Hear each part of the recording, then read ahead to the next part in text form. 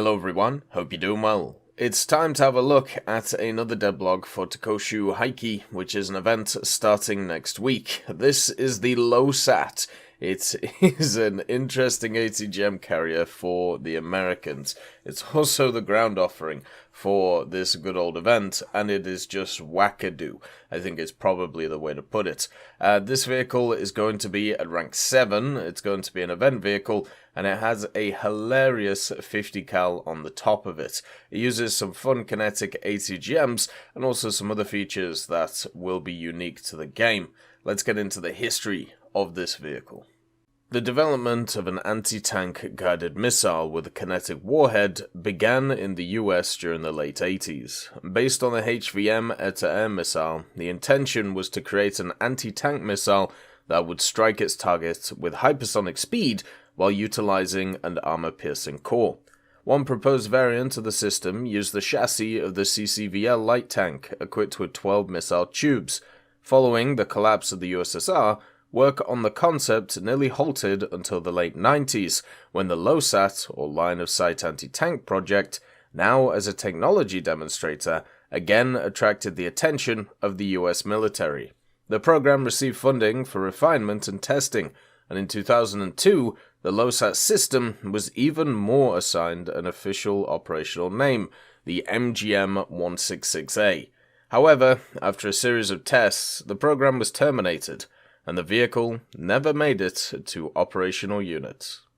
So this vehicle offers a few unique things, the first being, of course, the missile itself. The LOSAT missile is a one which we've never really seen in War Thunder. We've seen tandem warhead ATGMs, which may work a little bit similar to it, but the basic function of the LOSAT missile is it's instead of the shape-charged warhead, it basically has a reinforced core on it. So this means that it actually has the similar internals to an APFS-DS round, and meaning that it should have quite a lot of pen behind it as well, which is quite nice.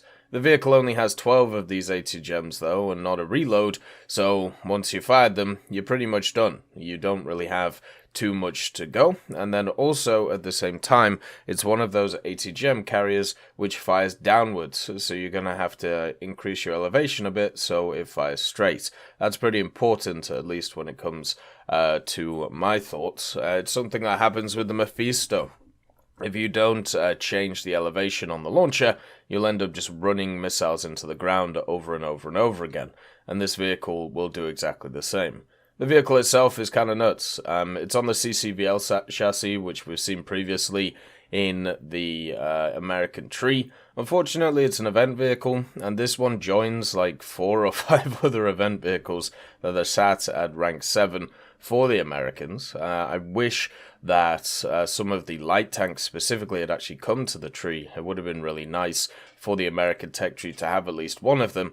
This vehicle, the LOSAT, definitely screams of an event vehicle, and I feel like a lot of people are going to be definitely interested in playing this thing, but I would have to caution against this, and the reason for this is as somebody who's spaded a lot of ATGM carriers at the end of the day are just worse vehicles than their counterparts.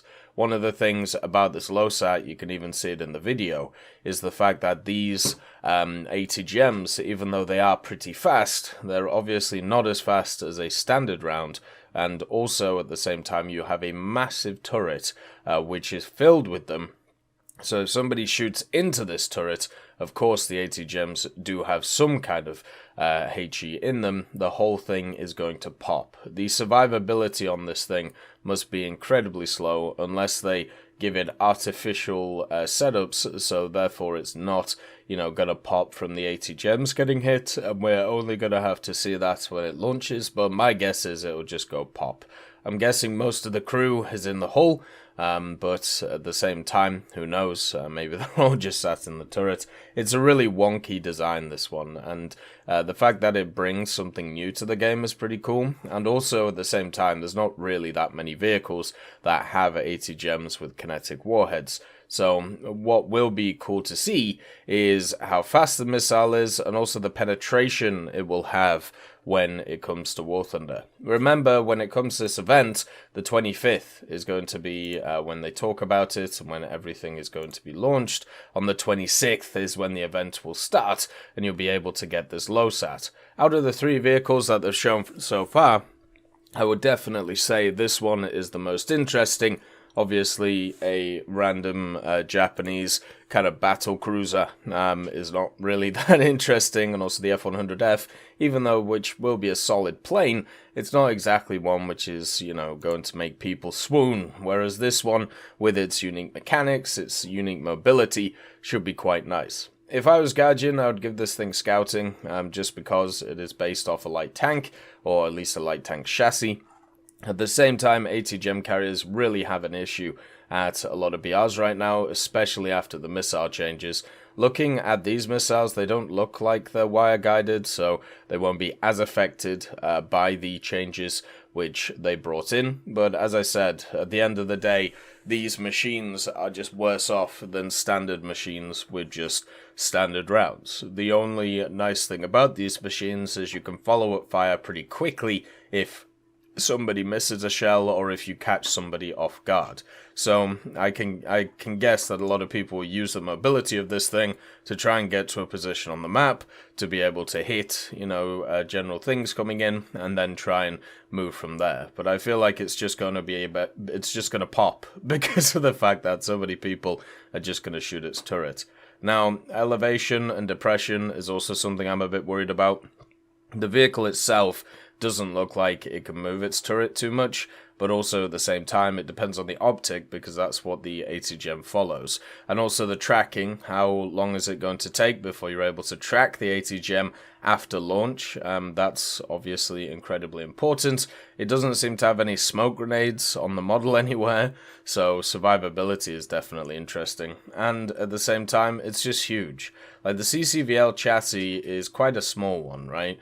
But with this girthy berth on the top of it, it basically means you will just stand out on the battlefield, whether it is from the height or whether it is from the width of the ridiculous machine. So that will be a bit of a problem. Also, it says, additionally, due to the kinetic warhead, the missile achieves its optimum armor penetration after its engines fully kick in. So even if the missile does connect at close range, it won't have much power behind it. So you can see that you have to be away from the enemy, you have to be a bit more passive. Now, luckily for these machines, when it comes to what Gaijin have done with maps, a lot of the larger maps are at higher tiers, so therefore the LOSAT could probably have a chance at being useful. But at the same time, as a veteran of many of these ATGM carriers, I've got to say it's going to be a bit of a struggle.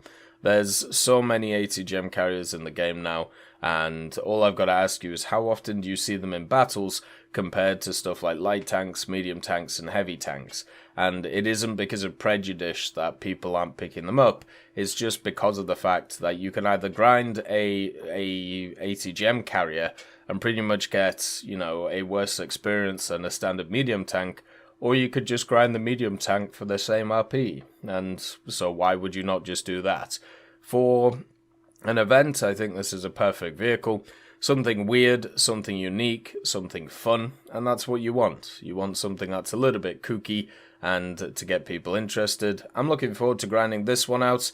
Hopefully this event will be able to get all the vehicles in it, unlike a lot of the other crafting events that have been around, but who knows? We'll have to see what goes on.